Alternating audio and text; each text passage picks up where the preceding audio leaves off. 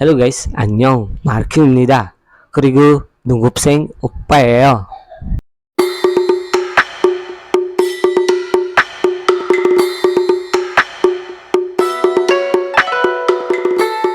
Okay guys, for today's video, isa na namang informative topic ang isi-share ko sa inyo. Okay, so ang topic na pag-uusapan natin ngayon is yung grammar pattern na verb plus ja. Okay, so itong grammar pattern na to is malaki ang may tutulong nito sa Korean speaking natin kasi magagamit natin to sa maraming situation and magagamit din natin to sa araw-araw nating conversation. Okay, so ito yung explanation ni ChatGPT AI about dito sa grammar pattern natin na verb plus ja. This form is informal and it is used when making suggestions and inviting someone to do something together. So, equivalent meaning niya in English is let's or shall we. So, yun yung explanation niya, okay? So, i-attach natin yung ja dun sa verb stem, okay? So, sample, ka, ja, let's go, mok, ja, let's eat, manna, ja, let's meet. O, di ba, simpleng-simple lang, pero magagamit nyo to sa maraming situation and magagamit nyo din to sa pang-araw-araw na conversation.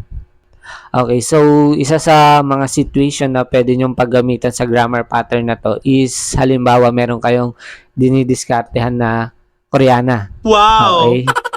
So, mga classmate kong opa, makinig kayo mabuti dahil ito yung mga linyahan na pwede nyong sabihin para makapag-umpisa ng dumiskarte dyan sa Koreanang natitipuhan nyo. Okay?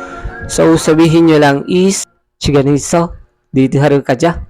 Okay, so, ganun. Wow. O, diba? So, smooth na smooth, diba? Okay, so, ibig sabihin lang nun is, do you have time? Shall we go on a date?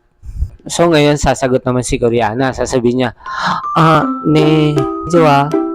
내일은 시간이 있어요. Di ba? Kaya, sagot ka uli. Sabihin mo is, kare, nail man na dya.